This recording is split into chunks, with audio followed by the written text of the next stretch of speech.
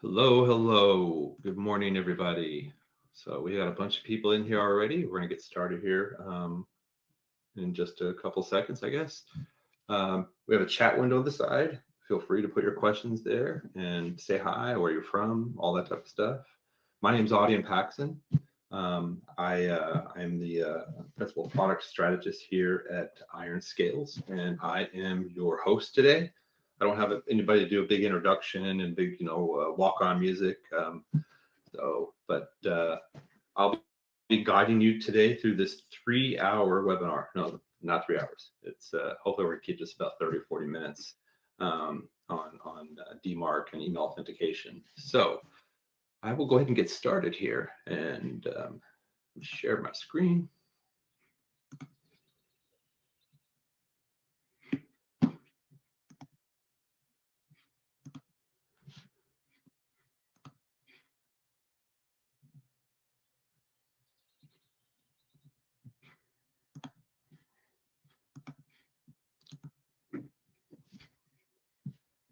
All right. Okay, so let's get started here. So we're going to talk about, sorry, to go back to the beginning here. Here's our agenda here. We're going to talk about the inbox, spam, trash, and really what this whole thing is what started this, the idea to have the host this webinar had to do with some announcements from Microsoft. So that's why we're here. Microsoft, they've been telling us for a while that they're going to be starting tightening down the screws with regards to email authentication. And in April, they had an update about what that meant. And basically, they started explaining that they're going to start enforcing authentication. And if you're not compliant, then your emails are going to be rejected. Even had a timeline in there, and then they walked that timeline back. And I'll show you what that looks like here in a second and go over the timeline of what that means today and how we got here, what's next. But basically, what they're going to do now is their goal here is to try to really clean up the inbox. They're trying to make sure that their subscribers, receivers have less spam and less junk in their inbox. And so what they're doing is they're targeting anybody who sends over 5,000 emails a day. Now, 5,000 emails a day seems like for a lot of people to think, oh, we don't ever send that many. But there are smaller companies who do more than they realize that in terms of their email campaigns. Also, if you're working with third-party senders or email services, sometimes that domain helps by proxy. You might look like you're sending that many. Bigger picture, zooming out, the way I look at this is that's what they're saying today, 5,000 emails. I'm anticipating around the corner, could be really quick or it could be a long time out. You never know with Microsoft that they're going to start to, lower that threshold, 5,000, 4,000, 1,000 emails. Anyhow, it's really important. You want to go ahead and ensure your emails get treated properly. You want to make sure that they don't have any visual indicators that they might be fishy or suspect. So you want to guarantee they're going to be delivered. You want to have insight to that. Now's the time to do it. So we're going to walk through that. Before we do that, I want to kind of start, go over kind of the basics, the 101 of DMARC email authentication. But this is a really high level speed run. Okay, so let's talk about how it works. There's 3 big ingredients here. The first one is SPF. I was going to do a deep slide on each one of these on what SPF is, exactly how it works, what they look like. But I'm just going to talk at a higher level here because there's about a million and one videos on YouTube if you want to look at the want a whole background and education on every one of these. But what I want you to understand is what the main purpose is and what the intent is. And SPF was developed actually about, 24, 25 years ago, something like that. And what it's saying is this server is allowed to send email on our behalf, right? So it's checking to see if the IP address matches in the SPF record. And it fails if it's not listed. So, or if their lookup exceeds 10 lookups. So in DNS, there's a limit to how many SPF record lookups can be returned, and that's 10. And that actually is a threshold that's really easy to exceed, even for smaller organizations. And I'll show you a couple examples of what I mean by that. The other prong on this is DKIM. And DKIM is basically, it's a way of signing messages with an encrypted key. And it's 2 parts, right? There's a public key and a private key. Again, YouTube videos. Basically what that's saying is, was this email tampered with in any way during transit? So it verifies the, the digital signature, and it fails if it's altered. What that means, it fails if it altered. Let's talk about what that means.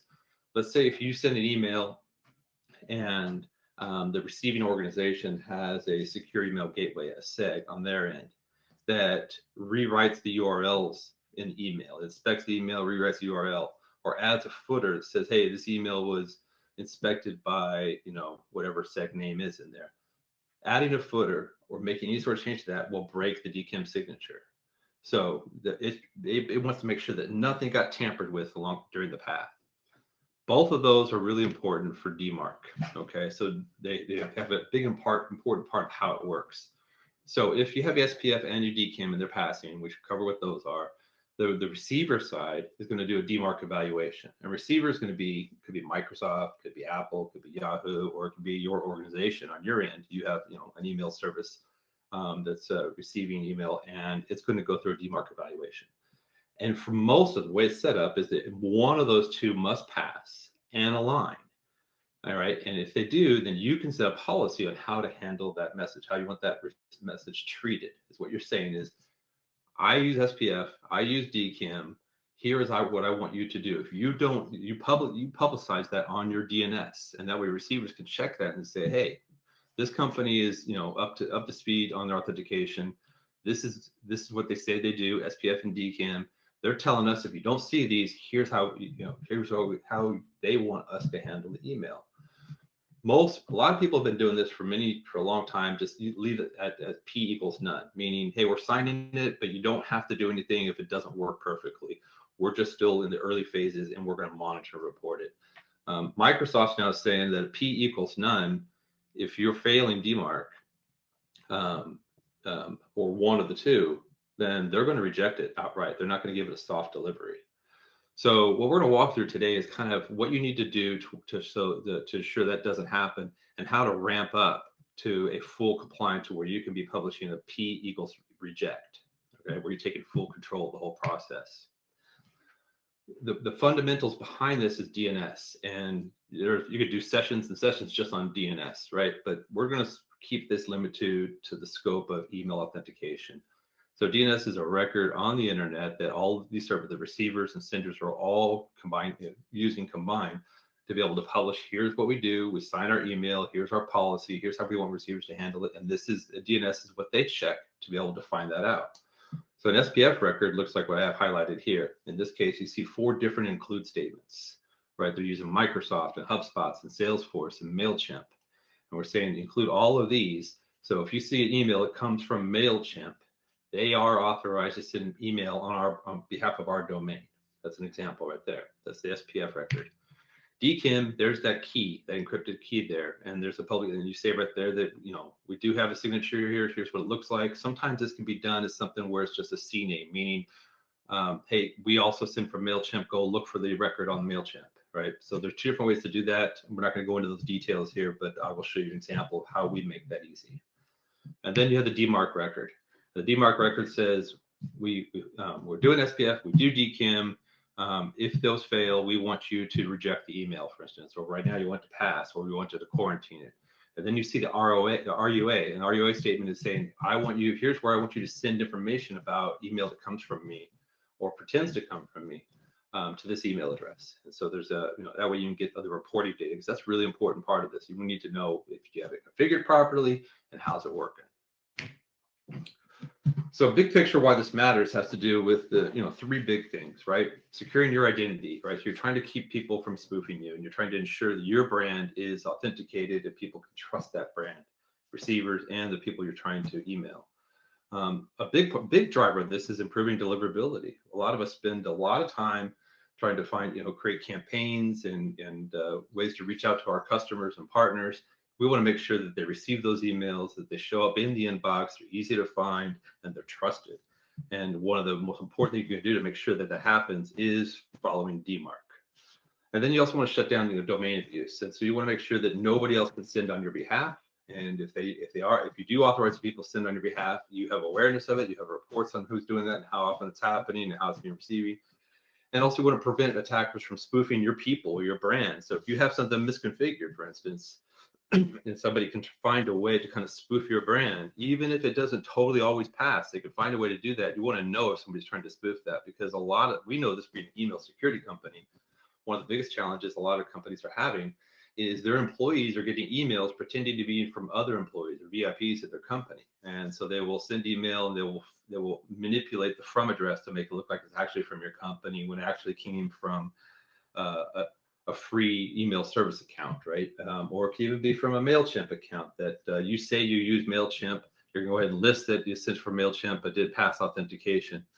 In the past, a lot of times that would still be delivered because you have an SPF record that says you use MailChimp, but that's, you know, the authentication failed.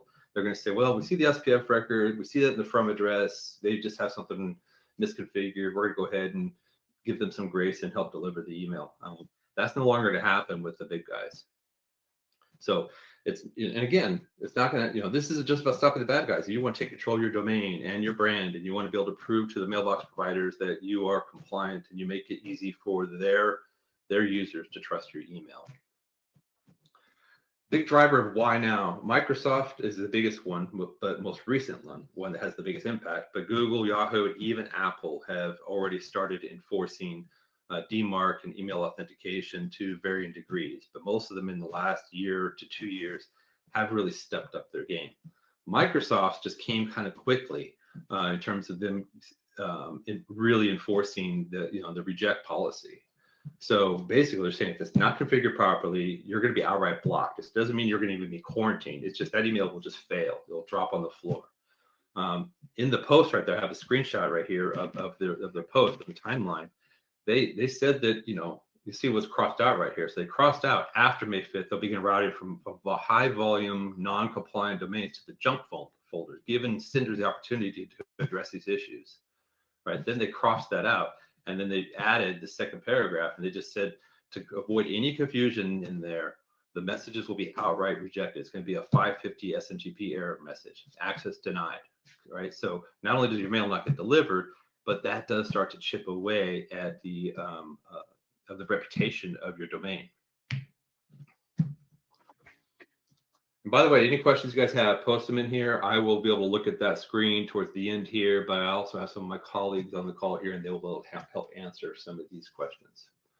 So let's look at kind of the before and after. In the old world, if you had a policy of reject, so if you're following, you have SPF, you have DKIM, you put reject in there if they fail. A lot of times Microsoft, they would go ahead and ignore that. They'd give you a lot of grace. So it was, kind of called, override reject, or, orject is what people would call it. And that's no longer in effect, right? So that was in place for years. So that just they gave you a lot of flexibility and grace, meaning, hey, I know they're trying, they don't have their DMARC or their SPF or DKIM in place perfectly, but they're trying, they published it, they even put, how cute, they put P = reject. But it failed, but we're gonna go ahead and deliver it because we're gonna give them, a little prize for at least trying.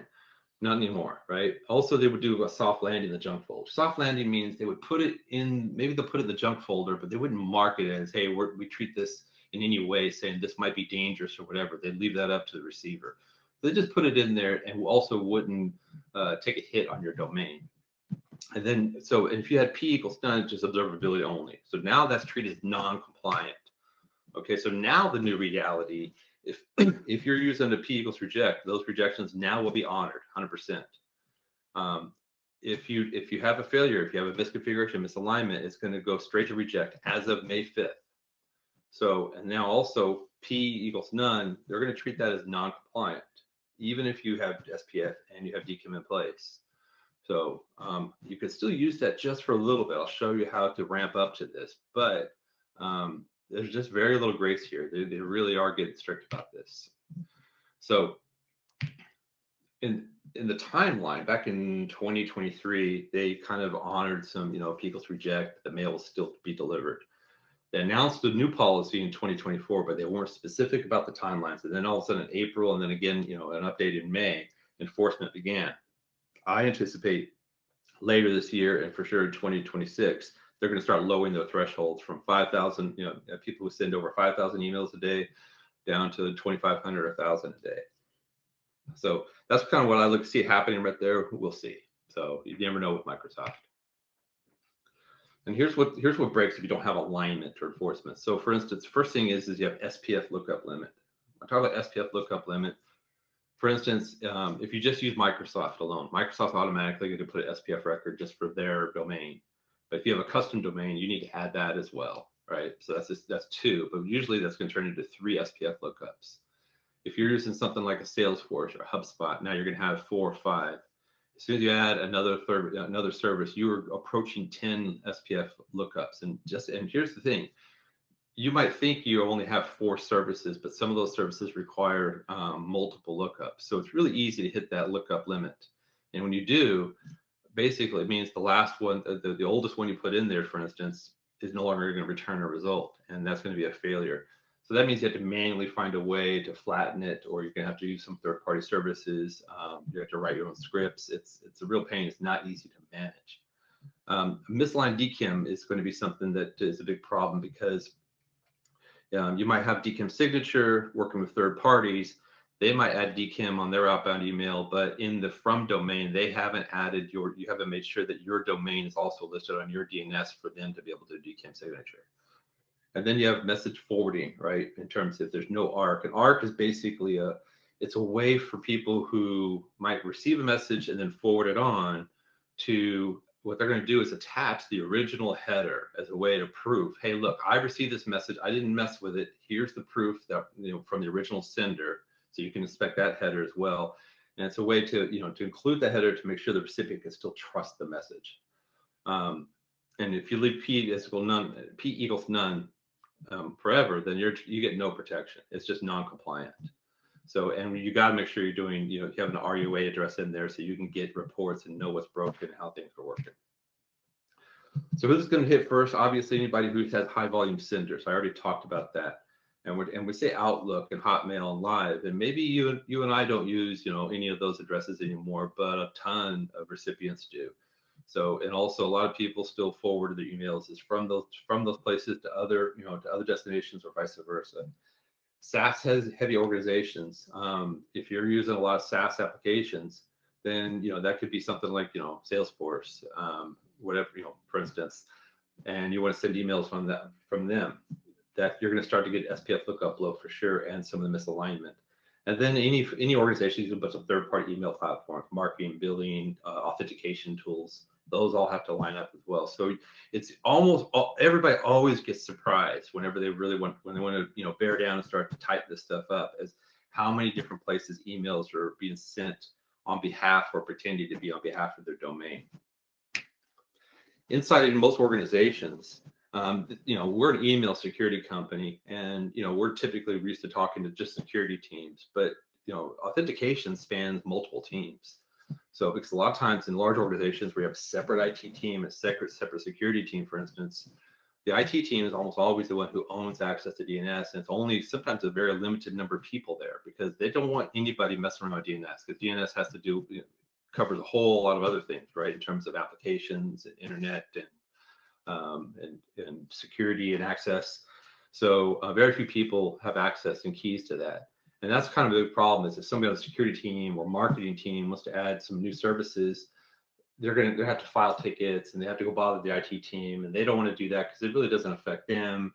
So that's, you have all of that type of friction going on internally, but they want to make sure that they want to keep it really automated, keep it really simple, and they want some visibility to know if there's any shadow IT, right? And that happens all the time. So anybody in the organization could sign up for some new service. It could be some sort of collaboration app, for instance, or a marketing app, and now you have shadow IT because they're sending email pretending to be from your domain.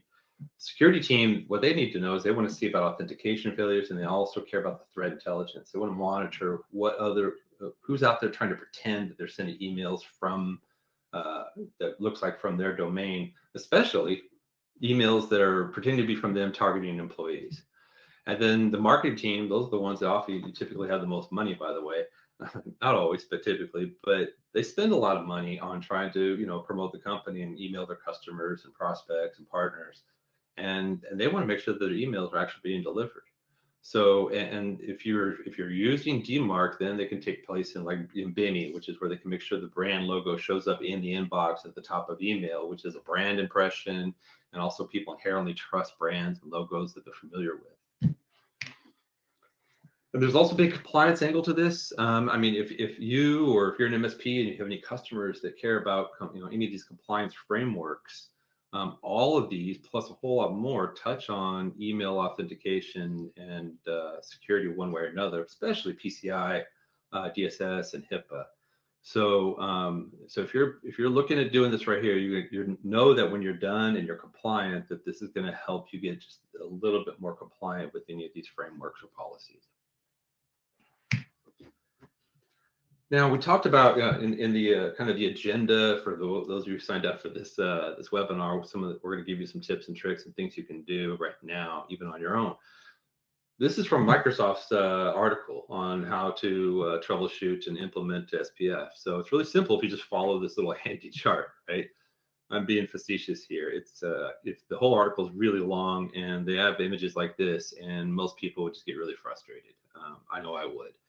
I guess if you really want to spend time leaning into it, you can work through this. But imagine doing this, and every time you have an issue, something just from one of the domains you're sending from, you have to go back to something like this. It's a pain. Let's talk about some real world things you should do today in Microsoft and Google, and do right away. Now, I have a kind of a subtext right there called the subtitle there, crawl, walk, run, and that's the general approach you want to do with email authentication. But you want to get out of the crawl phase pretty darn quickly and get to walk and run as soon as possible. But if you're not using DMARC at all, you still need to do this. So step one is verify that you have SPF set up, right? So you want to make sure you look at your SPF record on your DNS and make sure see all the things that are listed, and you have an all tag in there. And then you can even internally meet with everybody on your IT team, security team, marketing, sales too, and maybe your customer success if you have that, any support folks. Just do a full audit to find out and ask everybody, are there, tell me anywhere you're sending emails from, or even if you plan to soon, I need to know about that. And you want to get those SPF records added as soon as possible.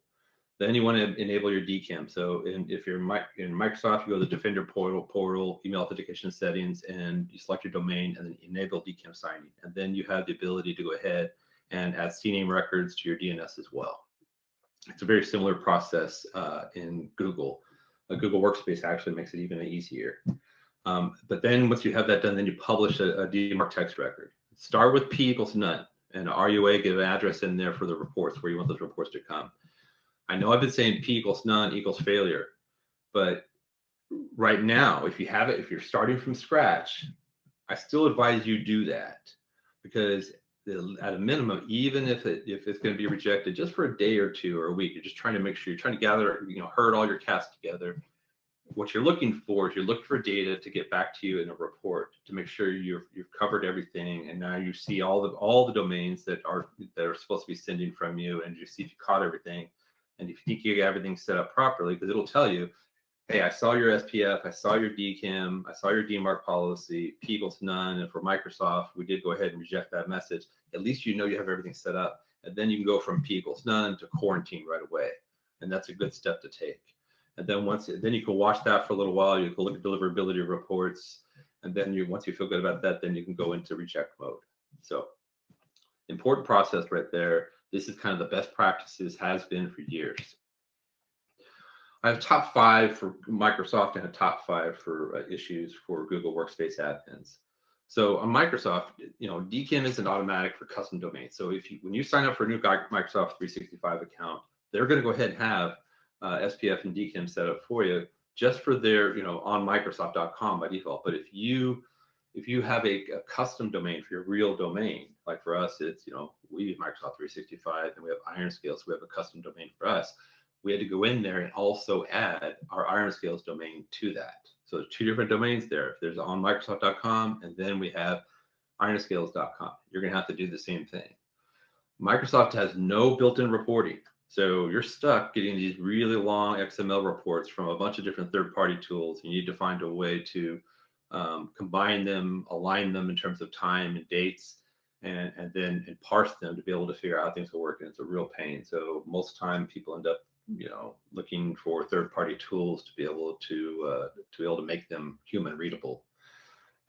With Microsoft, especially compared to even more to Google Workspace, you're going to hit your SPF lookup limits really fast. So you have to really monitor that. So look how many you have in there. If you're getting close, if you're over 6, if you're at 6 right now, all it takes is 1 or 2 more, and you actually will be over the 10 lookup rule. Weird stuff, some small things like SMTP relays for devices. So a lot of people have devices. It could be security infrastructure. It could be printers that have the ability to send reports and notifications, and those typically use SMTP. Those are going to create failures, and that just make your reports noisy. So you want to go ahead and, not that you're worried, Microsoft isn't worried about getting those reports, but that does kind of clutter up stuff and makes it difficult whenever if you're trying to diagnose the more important stuff, you have to parse through those failures as well. And then shared mailboxes. So if you do have shared mailboxes, and those are typically used in SMTP as well, oftentimes, that's going to break DMARC integrity. So you're doing a shared mailbox, say for support, and some email comes into that, and somebody on the team replies from that shared mailbox. That's where you're going to see DKIM and SPF break.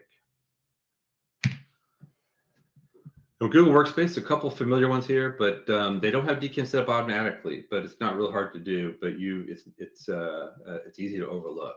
So you can go through the steps there, and I think you should see something pop up on your screen right now on an article from Google Workspace on how to get that started. There's also a lot of tools in there that automatically come with Google Workspace. You have calendar and forms and docs, and if you do like comments inside some of those docs, you're trying to do notifications or share notifications from within those. A lot of times those are going to break alignment, and especially if you're doing invites, like form alerts. So forwarded messages in Google are going to create a problem because they will fail SPF now. And Microsoft, Google does use ARC. Again, ARC is basically you're adding a little forwarder to include the original header. Google uses that, but you can't see that it's happening. You can't debug it. So you need to be mindful of that forwarded messages are going to fail. So that's why you want to make sure all your subdomains and all of your other Google tools are configured. There's no native reporting, or you're not. They do support the reports, but there's no UI for analysis. You're going to have to piece together those XML reports as well. And then because Google Workspace is really friendly and easy to work with, they make it even easier for your team to create some, shadow IT issues, because there's third-party apps that you can add from the Google Marketplace. And while they make it really easy for teams to add those and connect to your Google Workspace, those will almost always break your DMARC. So let's check right now. I've covered a lot of the stuff right here. This is for everybody. SPF record is in more than 10. DKIM's enabled for everything. And if possibly your domain has for sure has published a DMARC record. In terms of policy monitoring, you need an RUA for reports. You need to start reviewing those reports, find a tool that does it. We have a tool. I'll show you what that looks like here in a second. And you want to have to at least make sure at least one SPF or DKIM aligns in the from address. Just one. They don't both have to, right? So as long as you have SPF and DKIM, and let's say, for instance, the message is forwarded and or DKIM breaks because somebody has a seg in there. As long as they see the DKIM signature in there and they see a from address and SPF succeeds, one of those two can break, but you got it, as long as you have to have alignment in the from domain on your DNS record for one or both of those. So P equals none is no good anymore. If you're starting from scratch, yeah, you can start there, but otherwise you need to start ramping up right away. So now what I want to do is I'll go ahead and talk a little bit about our solution. This is not going to be a big long demo, but I just want to show you what it looks like if you're using something to help manage all of this. Our solution makes it really simple. We have wizards built in to help just streamline the configuration of SPF, DKIM, and DMARC. and we will automatically flatten your records for you. So there's a single lookup. And here's one of the key benefits with having a flattened record. Anybody can do a ping on DNS and a DNS query and find out what your SPF record looks like right now. So let's say you're using Salesforce and HubSpot and MailChimp. They're going to be able to see that you have that SPF record and you're using MailChimp. Okay. If I'm an attacker, well, then what I will do is I'll make it look like I sent an email from MailChimp, spoofing your email address, right? And now what it looks like is, hey, yeah, they have that SPF record. They do, in fact, use MailChimp, or for whatever reason, the email authentication failed. But it looks like it's coming from MailChimp. There's an SPF record on there. We're going to give some of the receivers, we're going to give them the benefit of the doubt. So it's going to make it look that much more convincing. So by flattening it, you obfuscate and you hide all the email sources that you send email from, because all they're seeing is one cryptic looking record, and they can't tell who all the senders are that you're using, and that makes it harder for them to be able to spoof it. So, and then you're going to be able to have some really good reporting and actionable insights to make sure that your stuff is being delivered, what your success rates are with regarding to all your email authentication, and who is spoofing your domain. And where we're making this a lot easier is when you're doing manual setup of these things, yeah, it's tedious, it's kind of a pain, and it's easy to make just one small mistake, right? So it's a little misconfigurations. And they have to do, it's not something you set at one time and forget. Right? Every night you have to rotate keys with DKIM. You're going to have new SPF records you have to add or remove on a regular basis. So that means a couple of things. One, somebody has to access DNS. If it's not you, you're going to have to file a ticket or ask somebody to do it for you. You have to give them all the instructions. And if you gave them something wrong, they're just going to follow your guidance. Hey, I put that in there as you said.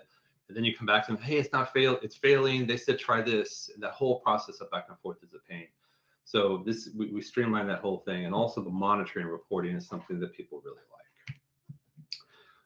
For any of our MSPs that are on the call, our platform works really well for you as well, because we're going to make it super simple for you to manage this for your clients as well. Every one of your clients, SPF, DKIM, and DMARC policies, flatten that, and we're going to make it easy for you to help your clients stay compliant. I'm going to show you the demo, but just want to tell you, this is the last slide I want to show you before I show you what the product looks like. Getting started is really simple. You only have to go to DNS one time. Basically, you're just telling DNS, from now on, any questions you have about SPF, DKIM, DMARC, go look over here. IRONSCALES DMARC Management hosts all of that for me. That's where I manage everything. So you lock in there, you set it one time, and then everything else is managed from our platform after that.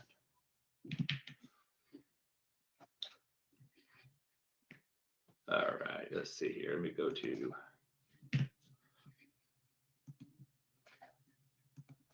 Okay.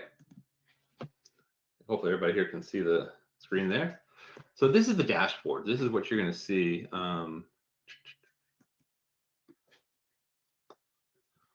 So this is what you're going to see here in when you log in. First thing you see is your domain. If you have more than one domain, you'll see each domain listed. Your roll-up security score during this time frame, how many emails were sent from that domain, how many of them were DMARC compliant, DKIM, SPF. This right here only shows one candle for one time period, but you'll see over a period of time what this looks like. This look right here is a little deceiving, by the way. Nobody should realistically expect to see 99% over always, or even 100%. Authentication is best efforts a lot of times, and you're really counting on receivers to follow your directions, and you're especially counting on all the people who receive your email to send back report data and send it back accurately. What you're looking for is big orders of magnitude. Even up here on the top right hand side, this right here is actually kind of okay. It's not bad. I mean, I'd like to see this green bar a little higher, but what I'm looking for is I don't want to see a big red bar or mainly all yellow right there. But if it's mainly green, I see some yellow stuff here. Yellow just means everything's working, but maybe there were some forwarders in between, or people were using segs and the alignment didn't happen. But in general, I'm just looking for a good, like a thumb in the wind. I have everything set up properly. I can see, all the emails coming from my domain, how much is DMARC compatible. I can see my top 5 threats or unknown sources and my top 5 known sources, and some of the threat maps. When I want to dig in a little bit further, then I'm going to look at a report like this, where I'm going to see here's all my compatible sources. Here's how many emails I'm sending from them. All this checks out. Yep, these are services that I use.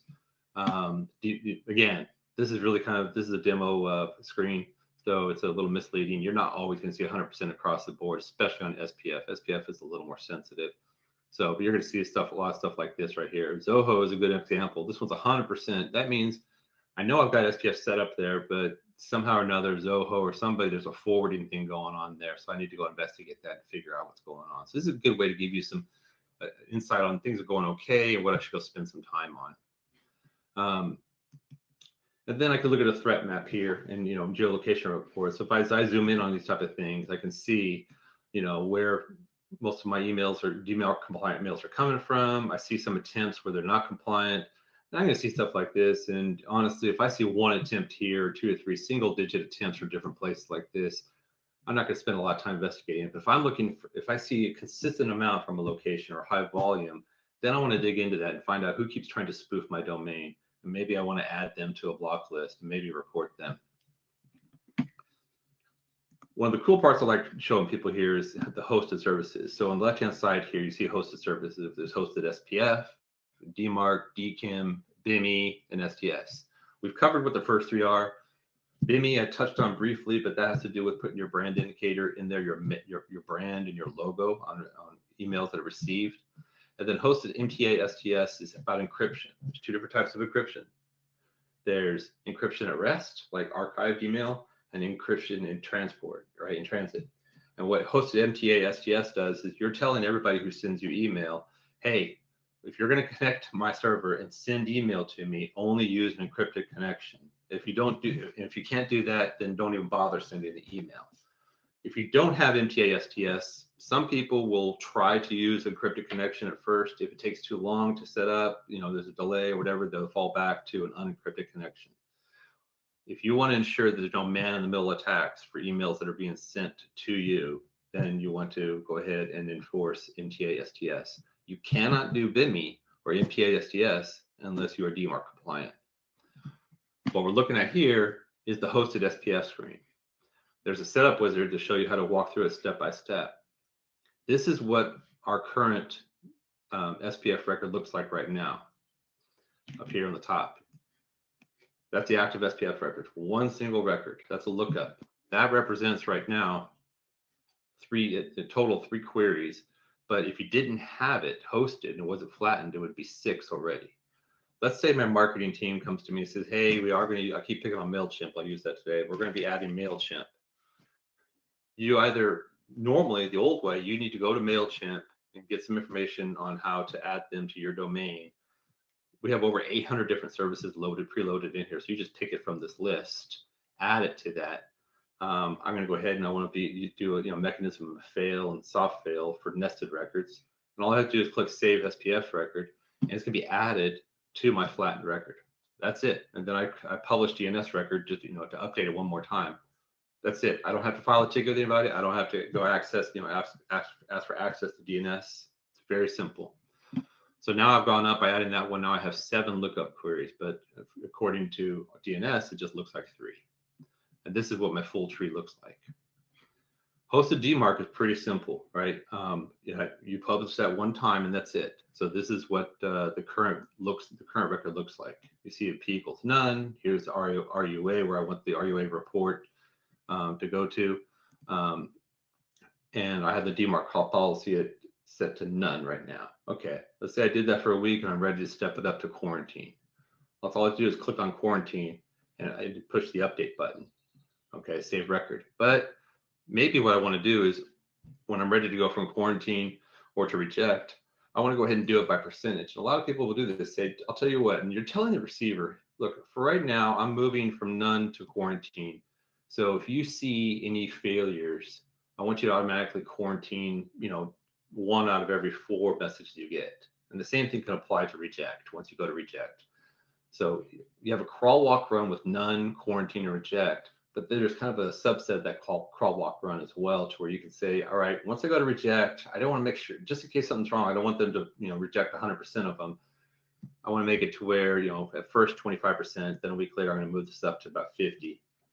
And that's the way to do that. And if you want to include your subdomains and dictate what type of policy you want to handle that, great. Most people have the subdomain policy inherit what you already have on your parent DMARC. And then you put in your addresses where you want your reports to go to. If you want to have a relaxed or strict alignment policy, default, and most people go with a relaxed DKIM alignment, SPF alignment policy. And then you can say what are your forensic report options. I recommend you just pick one. DKIM or SPF, don't pass or align, send me a report. That's it. So you don't have to be an expert on working with DNS to be able to manage and start to ramp up your DMARC policy at all. So there we go.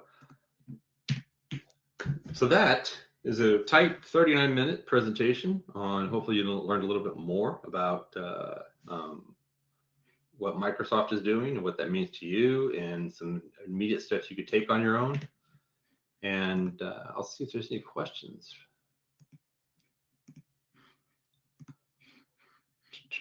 Looks like, oh, holy cow, we got a bunch of questions in here.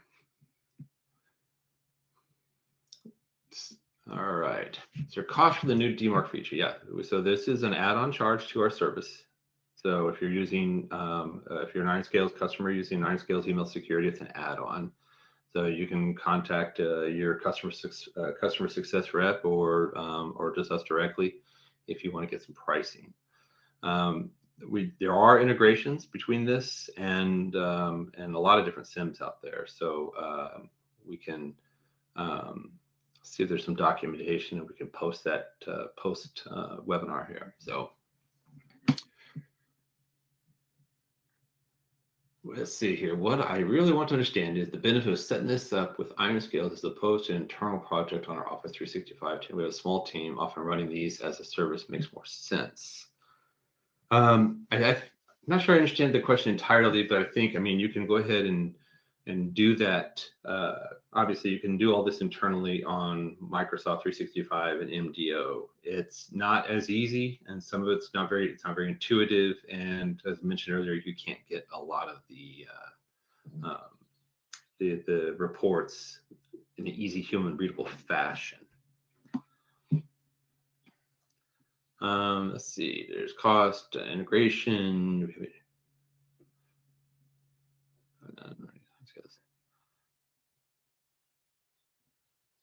From the MX tool log, that's the answer there. Looks like my team has answered most of the questions here. Thank you all very much. There's some good questions for sure. Yeah, everything's answered there. So if there's no more questions, I just want to say thank you everybody for attending. You can access the recording of this. We may send to you guys to watch again if you need to, or share with your friends and family. Thanks again for joining. Appreciate it.